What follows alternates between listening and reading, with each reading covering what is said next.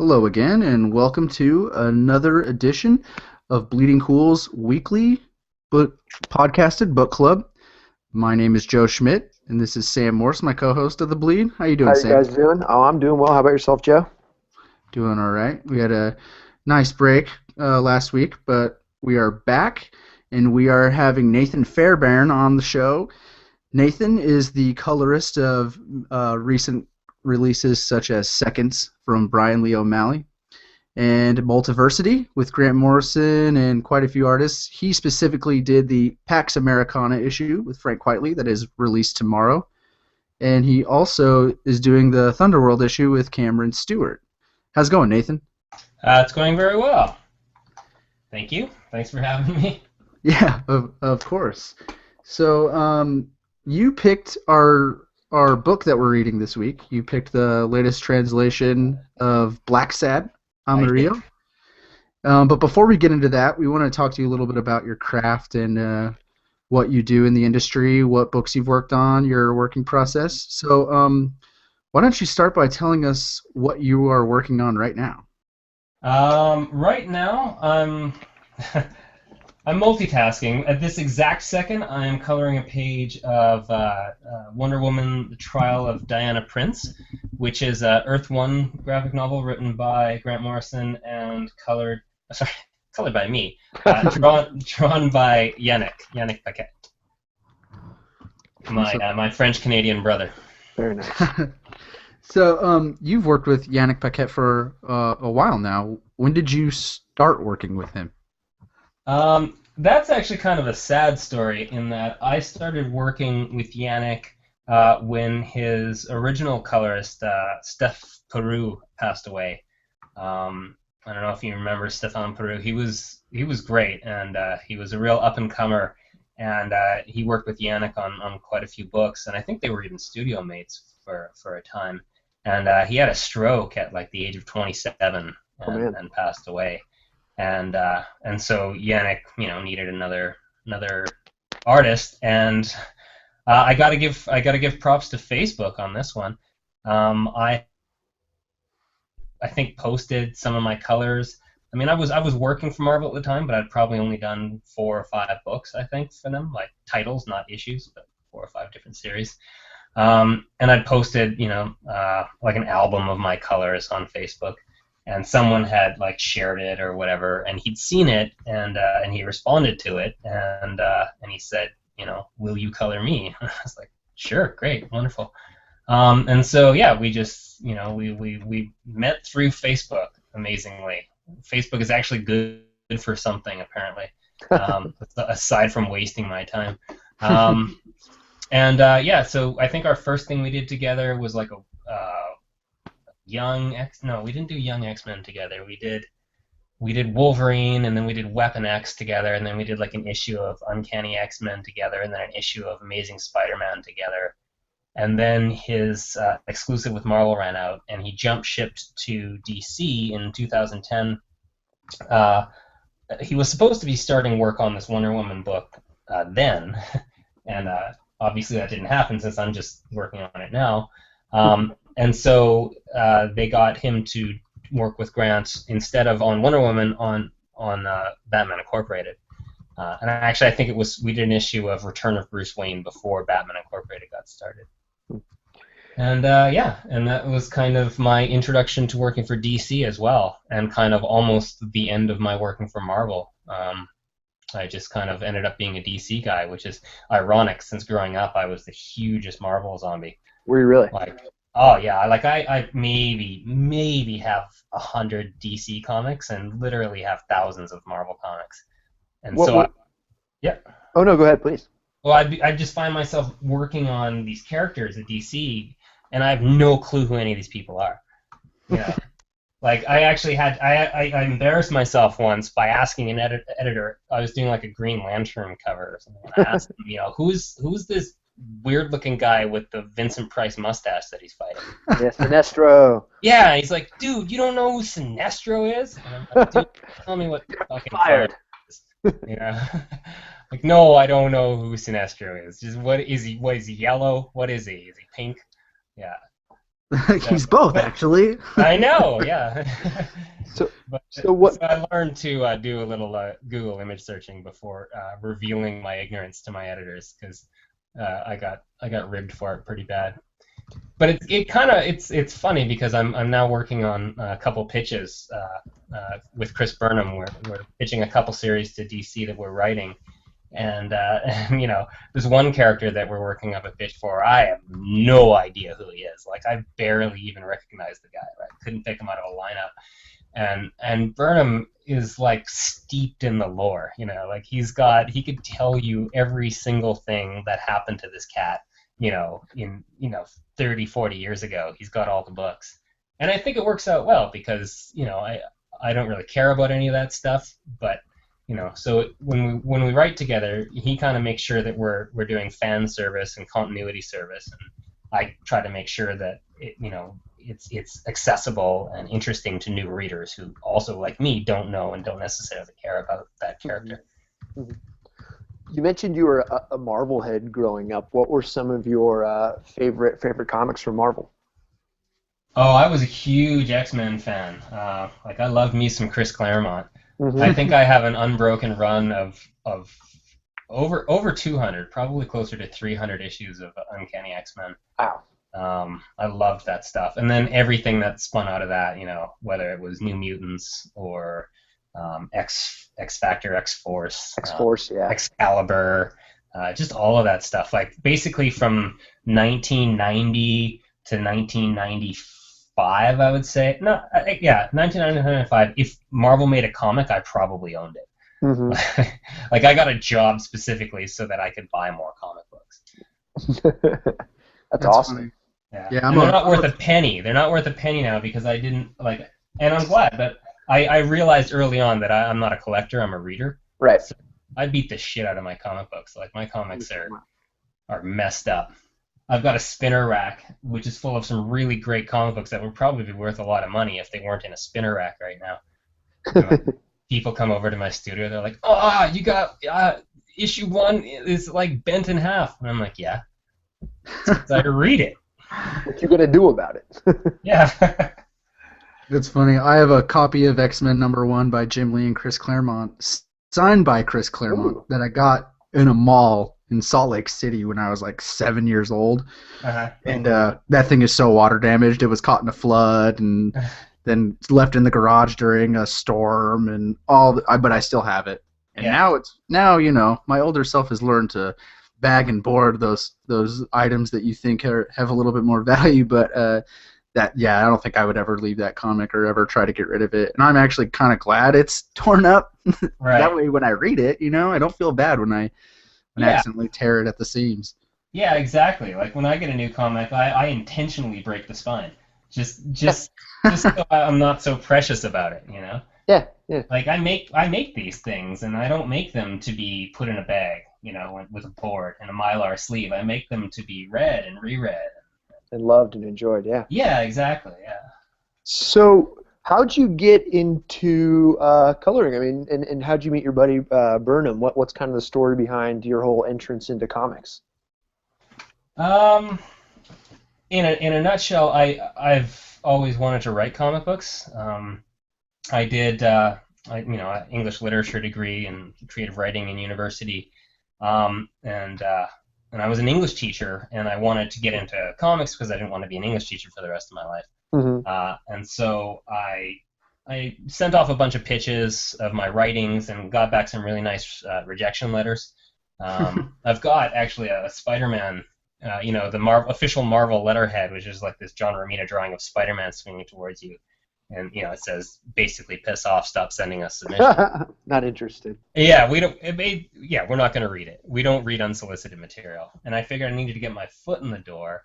Right. And I didn't want a letter, and I was no good at inking. I lacked the patience for inking.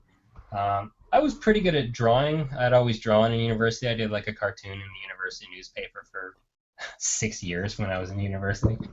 I was in university for way too long. But I figured I would take like 5 years to get my chops up to, pro level at drawing. But I thought I could figure out how to color a lot faster. Yeah. So I just went on message boards at the time. This was like pre-social media, pre-Facebook, pre-Twitter, and like message boards were king. And there was quite a few dedicated message boards. There was, what was it, the Pencil Jack and the Drawing Board Forum, and the one that I really landed as my home was gutterzombie.com, which is run by Dave McKeag, which is a forum specifically for comic book colorists.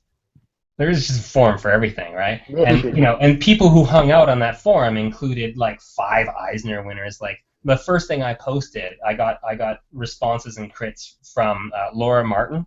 Oh, awesome. And Matt Hollingsworth Yeah. and Dave McKeag.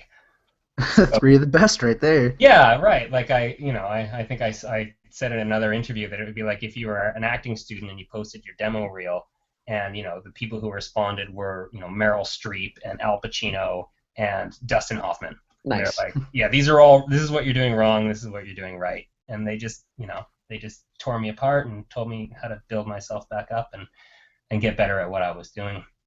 And so I did that for 2.5 years, and I also found a message board called 10 Ton Studios, which was founded by Chris Burnham, among other people. I think Koi Pham was on there, Jason Masters, Aaron Cooter, who's now I think he's pretty established as well. Yeah. So yeah, and Burnham had posted like some drawing on there, some gross thing. And I downloaded it and I colored it and I posted it and he loved it, and we just kind of became friends. So we've been friends since probably 2003, 2004. And then it was just pure serendipity that we ended up on Batman Incorporated together. Like I was on Batman Incorporated with Yannick, and then Yannick left that, and we were going to do Swamp Thing, but Mike Martz, the editor, wanted me to stay on board for the rest of Batman Incorporated. And I didn't know who the new artist would be. And then I got a call from Burnham, and Burnham says, "Hey, you'll never guess who the new artist on Batman Incorporated is." And at the time, he was doing this incredibly, let's call it underground, this unknown comic called Amory Wars. Which was, I think, some kind of space opera concept tied in with like a concept album by a band called Coheed and Cambria. Oh yeah. And I honestly wasn't much reading it. But anyway, he called and said, "Guess who the new artist is?" And I said, "It's not the guy who's doing fucking Amory Wars for Coheed and Cambria." and sure enough, it was. He had also done Nixon's Pals and Officer Down with Joe Casey, and Joe Casey knew Grant Morrison, so Joe had shown the stuff to Grant, and Grant obviously saw, how amazing Chris Burnham is, and so as soon as he had an opening for a new artist, Morrison, picked Burnham out of, I'd say, quasi-obscurity, and put him on this, huge book, and yeah, deservedly so, yeah. So you've relatively, it's been a shorter time spent in this career than you've been doing other things. Like you said, you were teaching for a while, and now you wanted to work your way in, and so here you are. You've been working as a colorist for a little bit now, and you've managed to get some regular collaborators. What is it like to be surrounded by all this immense talent? Oh, it's really great, and I think, yeah, I think I'm a really good collaborator. Some people are not, but I really enjoy the the exchange of ideas, and I like working with people who can make a piece of art and do it without their ego attached, and can just say what is best for this story. Let the best idea win. So I'll do some colors. And if Mal has a better idea, Brian Lee O'Malley, if he has a better idea, then I'm like, great, that is a better idea. I'm going to do that instead. And and if I don't know, if Burnham has an idea, like Yannick and I often go back and forth on colors a lot, because Yannick also has some strong ideas about colors. And he's such a cool guy. Like we basically fight about it, and then whoever has the better idea wins in the end. But yeah, it's great working with guys that you have a good relationship with. I don't really work so much with editors, although I have editors that I love and who are really great. But I don't get work from them. I tend to get work from the artists. So, if Brian O'Malley is going to do a new book, I'm going to color it. If Burnham gets a job, I'm the first one he asks to color it. And it's very rare that I'm so busy that I have to turn down any of my friends and Nice. regular collaborators. So, are you doing your coloring?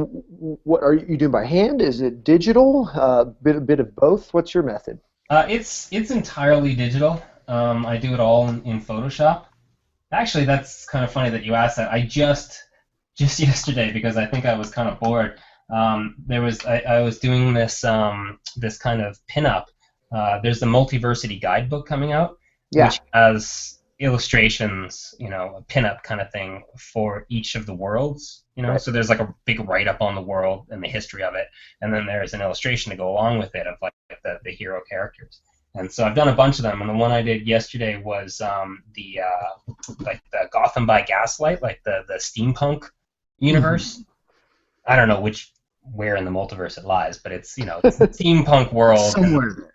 Yeah, and so for me the aesthetic there was I think of like that Mike Mignola covers where they're like watercolor painted and just kind of awesome, murky, and organic. And so I actually printed out the pinup that they got in like Blue Line and busted out my watercolors and painted it. And it took me for fucking ever because I'm just so used to working digitally now. Like, right. I enjoy working watercolor, but I don't do it for 8 to 10 hours a day, right? Right. For the last 7 years of my life, so I'm not super fast at it.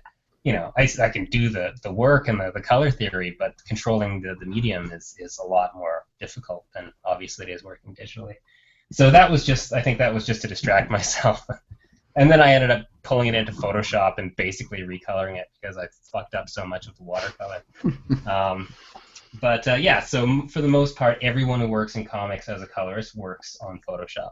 Some people will use Painter, although not so much. And I know that some people, because Manga Studio, their latest edition has a fairly decent color engine. I've never tried it.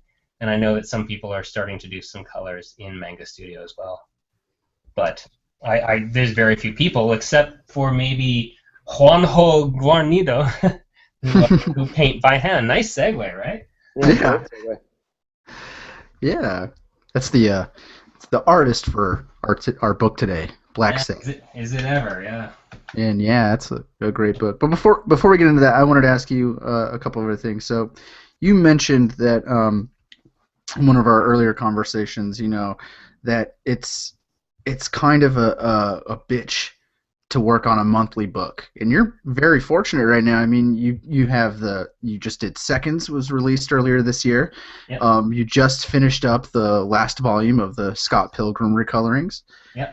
You're working on another graphic novel, the Wonder Woman graphic novel with Grant Morrison and Yannick Paquette, and then you just have these 2 issues of the Multiversity coming out. So right. You haven't been on a monthly grind for some time. But I wanted to ask you, what is your process? How long does it take for you if you were to work on a monthly book, or how long did it take you to finish Seconds? How long did it take you to finish one of these issues of Multiversity? What is your process like? My process is always depending on the artist that I work with. First thing I do, like if I start with a new artist, the first thing I do is try to figure out how that artist colors himself, because I like the colors to feel like a natural extension of the line art. I don't like it to feel like a separate step that's imposed after the art is finished.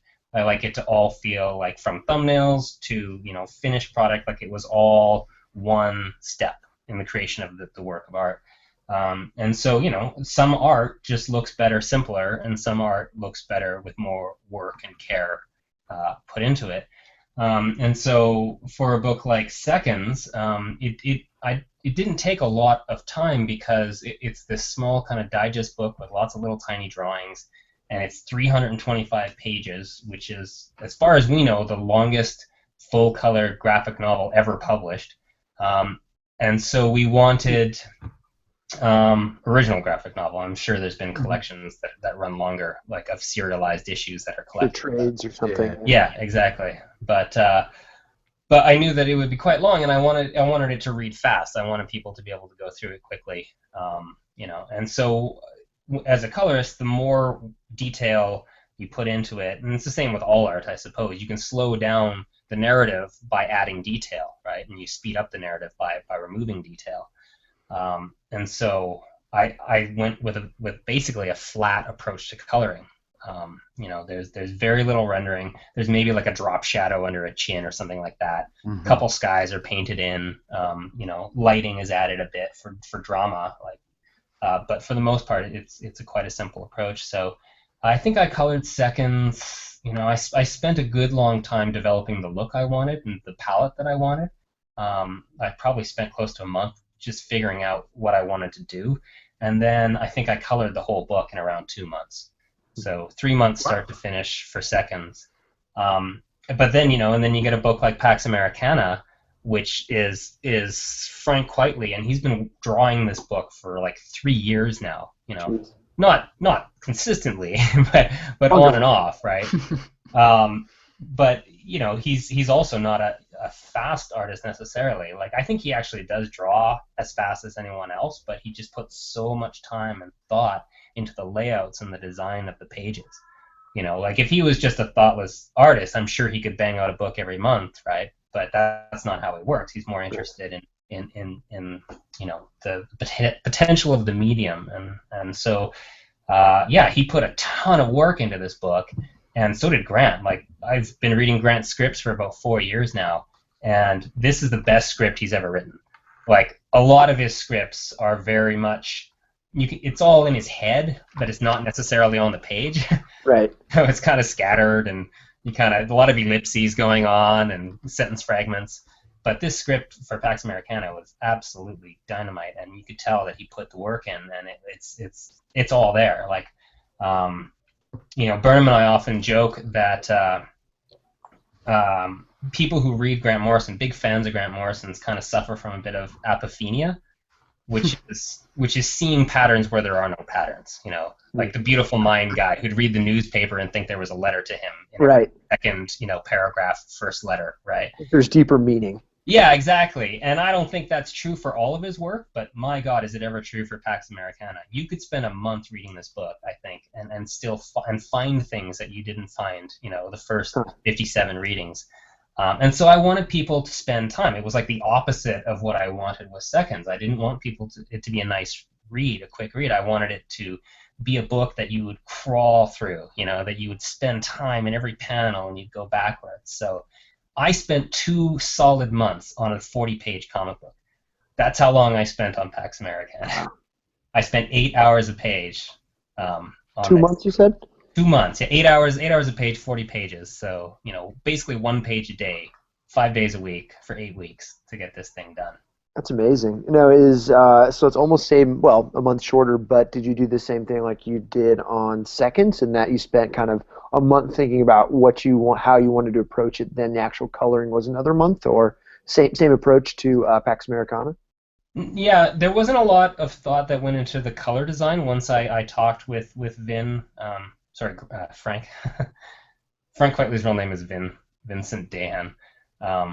But once I talked to him and I talked to Grant, and they didn't want any super clever coloring, right? Like Vin really likes naturalistic, realist colors. He doesn't like expressionist colors or he just likes things to look the way they look.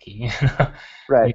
And so there wasn't a lot of color design that went into it, right? Because I do quite a few things with interesting lighting, I think, in the book, but there's not a lot of design that went into the color. So I just started coloring day one. It's just that the pages are so detailed and so rich, and his art is so delicate, I think is the best word to describe Frank's line. His line is delicate. And so, I wanted to take a lot of care with it, because when you work with a delicate line, you can obliterate it with sloppy colors or dark colors or careless colors. yeah, I mean, his structure is super solid. Like, his structure is amazing. Like, the way he constructs his forms, like just thinking of his figure work. But it's also extremely subtle. And if you're not picking up those subtle cues, you know, you're going to destroy a lot of the form that he has suggested. And so it was just takes a long time to color Frank Quitely properly, I think. But I wanted to put in the time because he's, you know, one of my all-time favorite comic book artists. And yeah, I'm really proud of the book. You know, when other colorists hear how long I spent on this one issue, they're probably going to call me up and tell me I'm an idiot. Because I know a lot of colorists, most colorists wouldn't spend more than a week on one issue, and I spent 2 months. Well, you gotta do there are 2 specific pages. Well, I guess I should say a spread, since pretty much every 2-page spread is connected in this comic. And it's really a microcosm of everything that you've said about working with Grant and working with Frank, and, you know, wanting to do their work justice and the script justice and the artwork justice. You already mentioned the panels that break down into infinitely small panels, but the one section, the page with over 1,000 panels. Yeah, but the pages that really impressed me were the sequence of Question breaking into the apartment where Nora's been murdered, and then it's interspersed with the actual act of Nora being murdered, and then Nora and the Peacemaker having their argument when he finally leaves. And it's separated by the Question investigating the scene, and then also it jumps back in time to while Nora was alive and showing her in the argument, and then also showing her in the act where she's murdered. And I mean, it's everything that you were mentioning, but it goes to show how talented you are. And I mean, correct me if I'm wrong, but you do such a good job of using the lighting, exactly like you were said. You had a lot of fun working with the lighting in this. And the lighting is the most obvious change in where and when this scene is taking place. But it's just the colors are so well done, the shadows are perfectly done, and just like you're talking about Frank's body structure, I mean, just their posture, the way that they're, you know, the way that the Question's chest is puffed out, whereas Nora is hunched over, you know, with a gun in her hand, and it's like, you know, she's holding it close to her chest because she doesn't know how to hold it. It's just, it's in exactly what you're saying. Like, it's one of those comics that it seems like all those people that want to read between the lines, this is where you do it. Well, that spread, I mean, that is as good as comic book storytelling gets. Like, agreed. That is, I mean, I know I colored it, but even if I hadn't colored it, like, coloring aside, the coloring is the least of what's going on here. Like, that is a master class in sequential art. Like, I've got a photo actually of Grant and Vin working together on that spread. Like, you know, Grant came over to Vin's studio and they worked together all day to figure out the beats of that spread. You've got three timelines taking place in the same physical space, and it just, you can read the thing in almost any order, and it makes sense. And just the way that Vin has led the eye through the page, like it's brilliant. Like, I mean, that spread is absolutely brilliant, and it's, the rest of the book is good, but that was the last 2 pages done in the book, pages 12 and 13, and they were the last ones done because I think Grant and Vin were both afraid they couldn't pull it off, and or they really wanted to make sure that they got their heads together to pull it off together, and so everything else was done in the bag until they finally got that last spread done. They killed it, man. They really did a great job.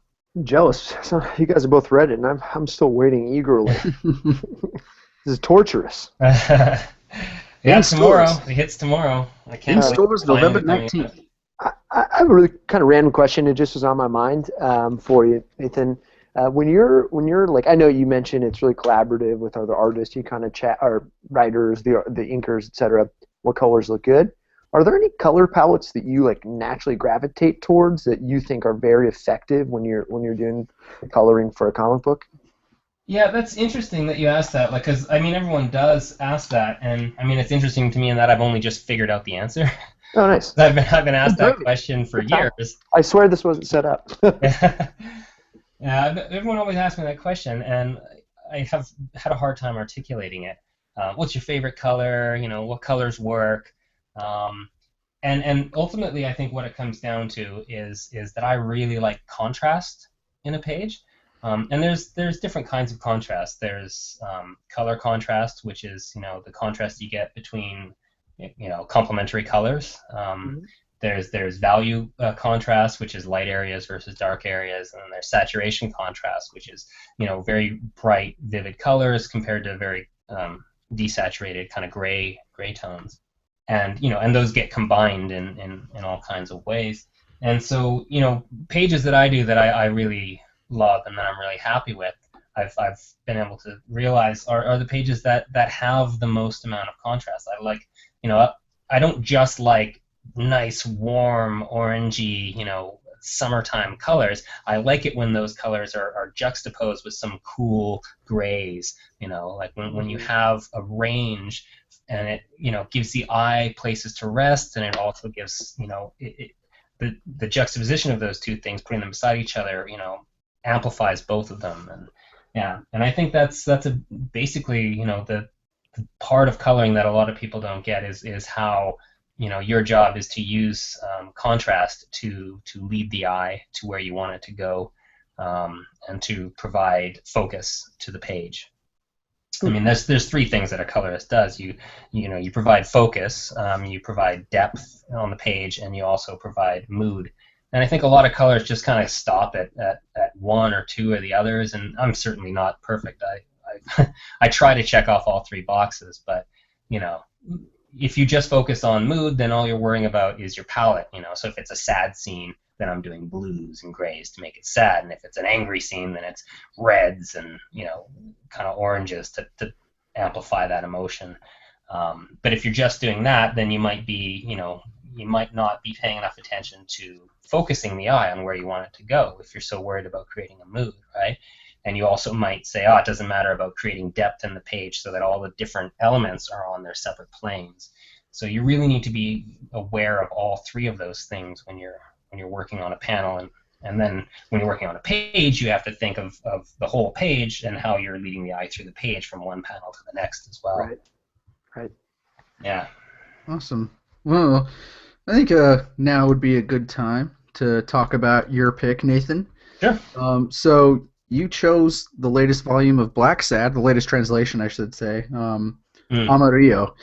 Now, I've never heard of this series before you recommended it, and I Yeah. was after you did recommend it, it was pointed out to me by my friend Chase that he wrote a review for comicbook.com, and I didn't realize how kind of impactful this series was, and how uh, the two artists that or the two people that created it kind of had this background in working for the Disney machine.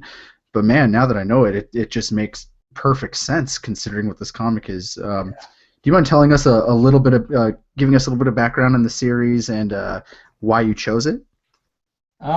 Sure. Well, I chose it because I'm a fan. I think it's Good it's enough. it's absolutely beautiful, and it's the kind of work that I wish I could do, and that I hope to one day be able to do. I have this idealized version of my future where I'm an old man and I've got a studio and I'm hand painting a graphic novel that I've written and drawn. And I figure it's possible if I keep working at it for another 30 years that I could maybe get close to the level of mastery that Juanjo displays here. But it's just I mean, the art is perfect. I can't fault a single aspect of the art. The color is just breathtaking, um, and the fact that he does it all traditionally just blows me away. And I have to tell myself, yeah, but again, you do it for 8 hours a day as you're living, and you do it for 20 years, and yeah, you're gonna get good at a thing, right? Like I am so much better at coloring now than I was when I started 7 years ago. But I mean, then there's also there's work, and then there's also just talent, and I think Guarnido is one of the most amazing comic talents that I've ever seen. So I mean, the art is amazing. The writing, it's good. if it was not drawn, if it was not illustrated by who illustrates it, I don't know that I would have responded to it or even had much interest in it. I agree. But I mean, it's certainly serviceable. I'm not going to throw shade on the writing. It's good, but it's not unbelievably spectacular like the art is. And some might have been lost in translation, it being a Spanish book, so translated from Spanish. But By Neil Adams, no less. Oh, really? I didn't realize that. Yeah, I mean, the last one was translated by Neil Adams, and I mean, Neil Adams is how do I say this? He's a thorny gentleman. I think he's got some rough edges, and I don't know if you read the introduction, but holy crap, what a dick! I mean, no, that's the wrong thing to say. He literally calls out the previous, like he basically says that the art's beautiful, yada yada yada, and then I tried to read it in Spanish, and then I suck at Spanish, so I only made it 6 pages in. And then I tried to read it in French, but I suck at French, so I couldn't even get 6 pages in when the French translation showed up. And then there was an English translation, and great. And then I got to page 6 because it sucked. The person who translated it was a fucking idiot. And then he's like, literally, that's what not the profanity, but he really calls out the translator. And the translator, he had to work, and so basically he met Guarnido at a convention, and Guarnido said, "Have you read it yet?" And he's like, "No, I haven't, because it was so inelegantly translated, and you should get me to translate it."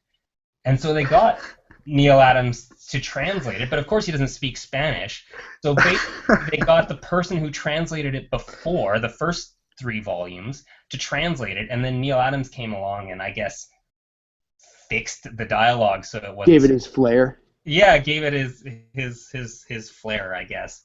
And like I just found that so incredibly disrespectful to the translator. What is her name? Catherine something, I think. Yeah, Katie LaBarbera. And the whole time I was reading that introduction, when he says, "I don't speak Spanish, I don't speak French, I can barely understand it," why did you think that you would be the person to translate this shit? The enormous ego that it would require to make a statement like that is breathtaking and impressive, I guess. I guess it's the same ego that thinks because you're so good at drawing superheroes, you can figure out quantum mechanics better than a physicist, which is also a claim of Neil Adams. Yeah. And also, I think he's figured out that the Earth is actually expanding and hollow because he's so good at visualizing how all the continents fit together. I'm not even kidding. He's got you should check out Neil Adams' Hollow Earth. Google that shit. I'm doing it right now. Jeez. Let's not discount the guy that gave us shirtless Batman, okay? Man, if he stuck to I got nothing bad to say about the way that man draws comic books. Like, that guy he is a genius when it comes to drawing comic books. I just think that you should stick to your area of expertise. And translating Spanish into English is not one of them. I don't see any qualitative difference between this translation and the ones that preceded. I don't think that it's any more elegantly transcribed. I don't find the language is any more fluid or reads any better than the previous issues. Yeah, I agree. I read the first one, and I actually didn't even realize they were translated by different people. So my commentary wasn't, that the translation is bad or anything. It's just, I mean, the story to me was, the art is obviously just on the next level. I mean, it's hard to argue with anything on that level. But the story was good, but it's serviceable, like you said. But just kind of seemed like a by the books noir tale to me. Which nothing wrong with that, but that's not what stood out to me. Right. Yeah. No, the what stood out was, well, I mean, as far as the writing goes, the dialogue was it was serviceable. It wasn't bad. It was just, every character felt fleshed out. But that's the thing. What it was is the dialogue only works when you're looking at these characters that, there's this angry little koala who won't let anyone take his circus away from him, and then there's the the Bison, who is the stand-in for Allen Ginsberg, and how he's just this crazy poet that writes to write, and he doesn't write for an audience, and that manicness really shows up in the character himself, in his eyes, the way he looks with disdain at everything around him, the way his flannel, kind of like his hair busts through the flannel, and it's just everything about these characters and how realized and fleshed out they are. It's the majority of the strength is in the art. It's just beautiful. Yeah. Well, I mean, you just mentioned all the the koala bear and then the Russian bear, and then there's the lion and the bison. I wanted to ask you guys what you thought about the fact that it is this anthropomorphic world. What purpose does that serve, if indeed it serves a purpose at all? Yeah, exactly. Go ahead, Sam. Oh yeah, you sure? Yeah. All right, thanks, man. I thought, and I'm cheating a little bit here, but I read in the first story translated and published here that I read that the author's note saying that they wanted to choose animals that what's the word I'm looking for, represented the character, so to speak, and their personality and their role in the story. So I thought, in the sense, kind of like the angry poet, you had this big buffalo, or kind of the drunk Russian bear in the circus, etc. I thought it did a great job of kind of adding this next layer to the character. I thought it was really cool. Mm-hmm. Yeah, I mean, it's an easy shorthand for characterization. Right. Exactly. This guy's a lion, so he's proud, and this guy's a bear, so he lacks any subtlety, and right. It's this guy's a cat, so he's cunning, right? He's a black cat, so he's especially cunning and sneaky. Right. Yeah. Yeah, exactly. Yeah, so it's a shorthand way to pretty much give you a primer without knowing these characters' histories. You can relate to them on the fundamental level that you understand how these animals function in the natural world. But I mean, like I was saying before, like knowing these guys come from the Disney machine, I mean, I couldn't have known that beforehand, knowing that they kind of worked under animation for Disney, where I grew up on those films like Robin Hood and Jungle Book, with all these anthropomorphic animals dancing around, and that kind of I guess you would say that kind of storytelling, once you see it, it's so inundated and it's so natural that you don't question it anymore, that it becomes a part of the world and a part of the storytelling and a part of the mythos of it, that it lends itself more than takes it away from. And what was really refreshing about this story is that most of the times when you see those stories, they're either really towards the family-oriented end, or they're completely bastardized, like Duckman was on the USA Network all those years ago. And there's no kind of middle ground, and it was just really interesting to see a noir story, a classic noir story, played against the backdrop. That's not too family and isn't too grotesque, right? Oh, exactly. Yeah, I mean, they might have a couple F-bombs. There might be some violence. It's got some Fritz the cat in it for sure. Yeah, but, exactly. It's not grotesque. It's I mean, I'm not going to give it to my kid yet. No, wait till he's 15. When he's in his when he's in his teens, I got no problem with that. This wouldn't be a comic that if my son brought it home, and I flipped through it, I wouldn't be turned away. Mm-hmm. I wouldn't take it away from him. It's it definitely deals with the themes that it raises with maturity and with some thoughtfulness that you don't see in most comics. And I think I mentioned this to you on Twitter when we were talking back and forth, that it was, I mean, as a fan of those American beatnik authors, it was really kind of refreshing to see a fictionalized take on it, and someone who kind of enjoys historical fiction, and that kind of playing with world building and what you already know and what's familiar, and then twisting expectations on their head. I was a big fan of just the story in general. Yeah, I mean, that is so. I mean, that was a really surprising element to me. I mean, I think they started it in what is it? Red. I think it was the third Blacksad book. It was called Red something. I can't remember. It's the one where there's like an owl figure, and he's like this scientist who's figured out, I think, nuclear power or whatever. And then there's all these beatniks, and do you remember? Did you read it? Red Soul. Red Soul. Thank you. Yeah. And so I was surprised. That was the first time, I think, in the series where it wasn't a completely fictionalized world. Like in the first ones, like it was just it's this animal world, right? Like it may have no relation to our actual, universe. And then it was like, well, here's all these figures, that actually exist in our world. They're just not owls and and jackals. They're human beings, and which is kind of a trip, right? Because it's like, well, okay, yes, we did have these writers, but they did not have tails, and they.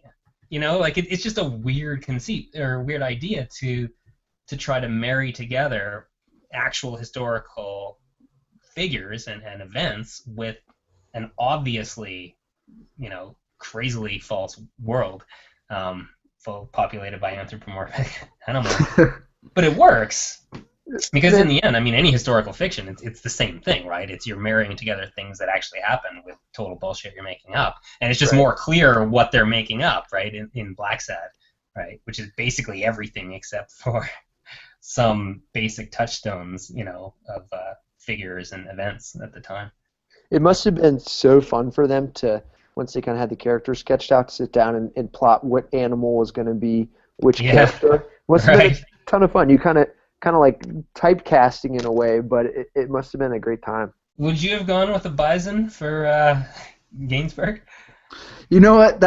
I thought those two were kind of my favorite ones. The bison. I mean, thing is I wasn't really familiar with Ginsberg until recently, and so I kind of always in my mind's eye, you assume he would kind of be this a little bit more somber and a little bit more of a proud father. But he's just a fucking dick, dude. He is such a dick. And then reading about him, it's like, yeah, he was kind of a dick. Right. And then in reading about Kerouac, I mean, my understanding of Kerouac, just from reading books like The Road and The Subterraneans, On the Road and The Subterraneans, you just kind of get him as being a subdued character. And I felt more like I was reading about Jack Kerouac. When Chad the Lion, was so afraid of his scroll getting his manuscript getting ruined, and just the way that he dealt with trepidation and avoiding responsibility throughout the entire story until the end. Right. It kind of felt to me like, okay, I see you're being a little on the nose here, but I get what you're doing, and it works in service of the story. And I mean, do we agree, or do you think that the Chad character is the stand-in for Kerouac? That's who I thought. I mean, from the scroll being, kind of the same thing as On the Road, and then how he deals with the I guess it would say the Ginsberg character. What was his name? Abe Greenman or something like that. That seemed fairly obvious, but because in On the Road you get these moments where Jack kind of has enough, and I got that in the few moments where he actually lashes out and ends up ruining a situation even more in these stories. I kind of felt like, okay, I feel like they're doing a caricature of these historical figures. Well, I mean, the scroll is his follow-up, right? Like, there's a section where Neil, the agent/lawyer, says, he had a lot of talent, but he can't figure out how to cope with it. He had a real surprise success with his first novel, more so than any other writer of his generation.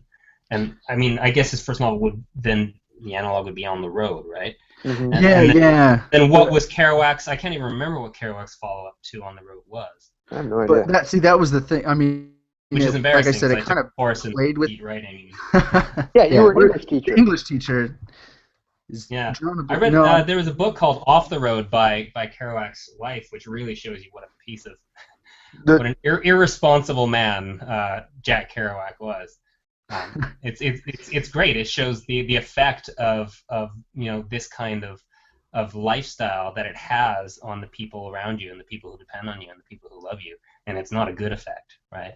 Like these guys were so into themselves and so into, you know, their own ideas that, you know, they caused havoc along the way to you know, the people in their lives. Very much like Chad, right?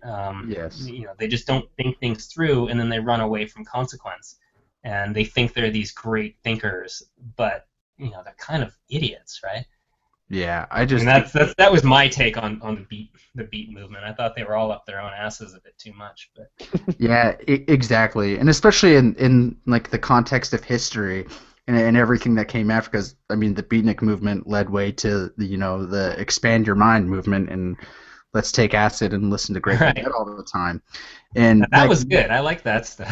yeah, me too. That was my favorite moment. But Neil Cassidy goes from being, you know, being Kerouac's buddy and being involved in everything that they do, and he kind of just wanted to stay in that lifestyle, and it kind of evolved to be the acid generation.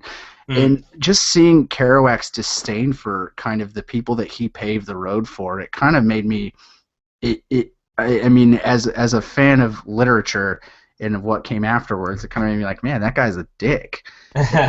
Going back and reading Blacksad, I mean, this whole story, exactly like you said, it kind of just shows how pompous and how willing these people are to place themselves over everyone else. Right. In the context of the story, you know, I mean, you can kind of learn that Chad's story is about him kind of finally gaining responsibility, and right. And I mean, in the end, it doesn't really matter because of how the end. I don't want to give it away, but yeah. You know, it doesn't end, and like even to like the last 5 pages, he is avoiding responsibility and avoiding it and right. lashing out. And then at the end, Blacksad's kind of like, come on, let's get you on this bus. You're going to go, you know, you're either going to live in jail forever or you're going to adopt a new name. And well, and I thought that was really weird. Like, you know, every time I try to read this thing and think that it has a message, I find things that, you know, that directly contradict exactly what that message should be. Like, if the message is take control of yourself, then why is Blacksad willing to take responsibility for this idiot at the very end? Why does he, you know, counsel him to run away from his crimes? Like, it's absurd. Like, what message are you trying to say here? Like, you can read it as another way, that it's this road trip, and with these two characters who are basically on the road, right? You've got Bing right on the nose there. They're both on the road. And Blacksad, actually, counter to the form that he's established in the previous books, is actually more of a pacifist. You know, he eschews violence at almost every turn, whereas Chad, you know, always is embracing violence, and you know, Chad's life keeps spiraling out of control and downwards because of these horrible choices he's making. So I thought, okay, the message is, you know, violence is bad and leads to bad things. And there's that quote, you know, about it, which, what is it? No calculated act of violence is meaningless, says one of the characters, which is hilarious because every act of violence is pretty meaningless in this book. And so I thought, okay, so it's about how violence is meaningless and destructive, and Blacksad's going to, win the day by being the pacifist one. But then there's this scene where, you know, these FBI agents show up out of the blue to arrest him, and he beats the hell out of them, and runs away, and there's no consequence to that. He just beats them up, and I'm like, really? Like, what? I thought we were doing something else here. Like, what is your point? What is your message here?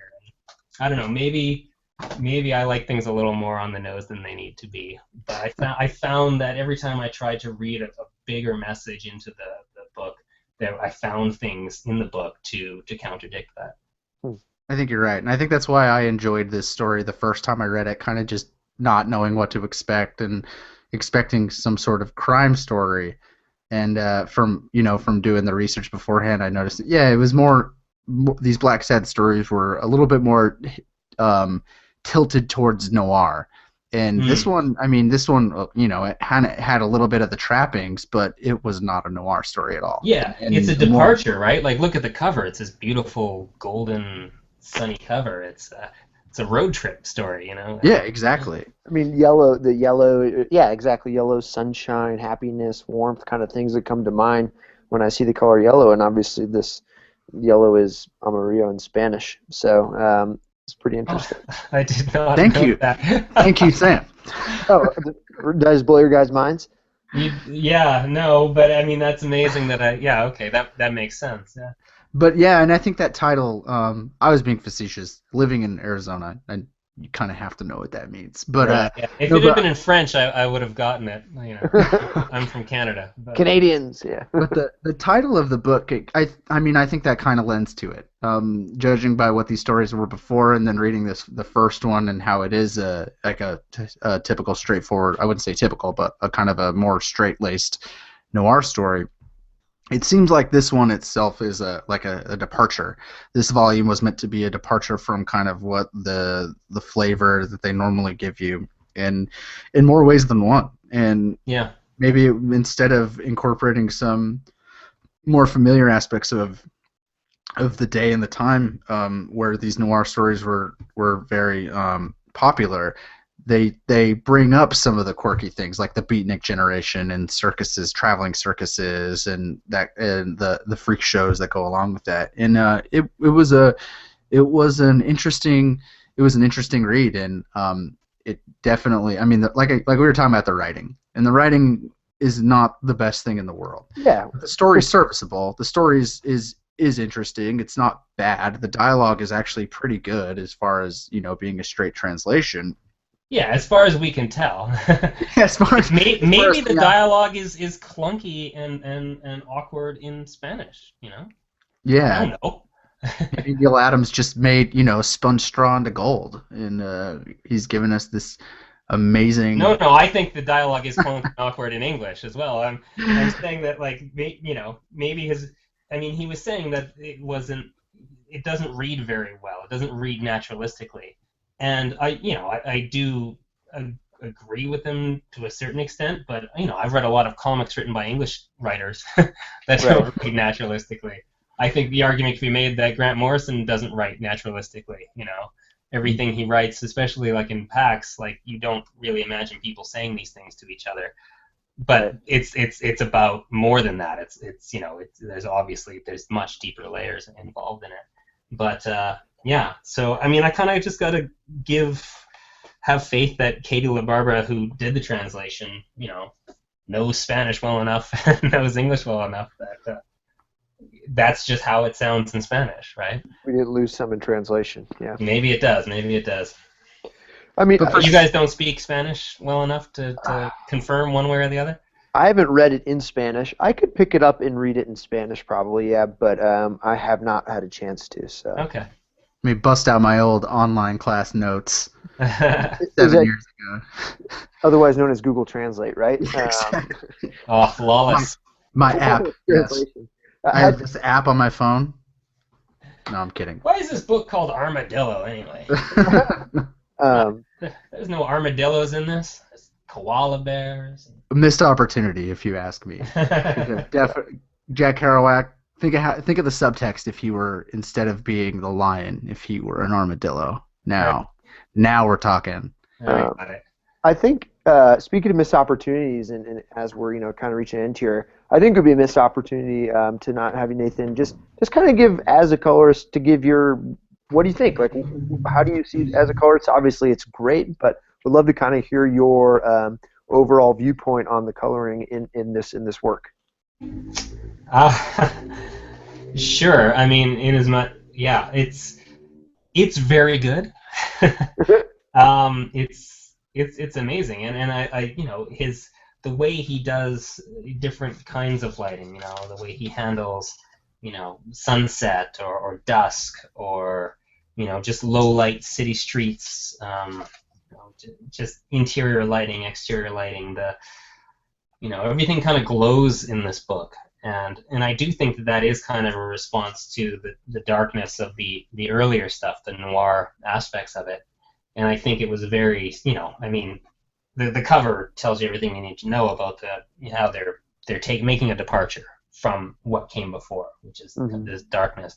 They're moving into light, and throughout the book, the characters are moving in and out of light, which is not exclusive to this volume. I mean, Guarnido, his main strength, I think, as a colorist, as a painter, is the way that he uses light to tell story, the way that he uses light to add drama to scenes, to add texture and naturalism, but also expressionism. He's just a master of light. Like, everything in the books kind of glows. Like, I love this scene where they're inside of this like the carnival trailer, and they get the door slammed behind them, and there's like just this shaft of light that kind of gets laid across the middle of the room, and it just falls on a pair of handkerchiefs and a gun barrel and the hands in the air, and like it looks like it's just like this splash of light that kind of just randomly falls, but it falls because he controls it exactly where he wants the eye to go. And I could do a thing like that and I did a thing like that actually in PAX, but it's I don't know, I'm not a good enough painter to ever pull off a thing like that in traditional media. I'd love to own a page. I mean, I can't imagine they go for less than $10,000 each, but I mean, I'd probably pay that to own a page of original art from this book. Yeah, absolutely. Can't argue with you there. It's a beautiful book. Yeah, we've been saying for a long time now. I think this is as good a time to wrap things up. Yeah. Nathan has a family he has to tend to. Well, thanks very much for having me on, and thanks for talking about this book. I guess to close, I guess the real reason I wanted to choose the book was because I loved the art so much, and I wanted to talk to someone and see what they thought about the writing, and if I was on board, if I was out to lunch, and yeah, it's just nice to talk to people about comic books. I try it with my wife and kids, but they're not down. I think I don't get to enough cons to talk with my peers. So it's nice to talk to you guys. Well, that's why we like doing this. We like to geek out, and I mean, I figure everyone else has gotten into comics for the same reason that we have, and it's because we all fucking love comics and we like geeking out with other people about it. So, thank you so much for coming on, Nathan, and geeking out with us. Yeah, no problem. Thanks for having me, guys. Yeah, of course. Absolutely. So I'm Joe. That was Sam, and of course our guest this week is Nathan Fairbairn. If you're in comic stores tomorrow, which you probably are, go pick up Pax Americana. It's the sequel to Watchmen that DC didn't want to brand as a sequel to Watchmen because they're fucking smart and they learned after that last debacle. It's not a sequel. It is. You know what it is? It's picking up the challenge, the gauntlet that Alan Moore threw down, in 1980. What was it, 9? I think it is. Like, Grant has literally said that he felt that Watchmen formalistically and structurally did things that was almost like a challenge to other comic book writers that was never really picked up and met. And it was Grant basically rolling up his sleeve and saying, "All right, I can do this. I can do the same things with intricate structure and layered plotting and layered symbolism that Alan Moore did 30 years ago, and I think he nailed it. He could say more, but I think in 40 pages he says everything he needs to say about that world and that style of writing. So I really recommend people pick it up. You're definitely right. It is a story that you can only get in comic books, and it's perfect for comics. And I'm thank you for coming on and talking about it, and looking forward to all the other work that you do, Nathan. Cool. All right, guys. Thank you very much. See you next week, guys. Take care. Okay. Yep, take care. Bye, guys.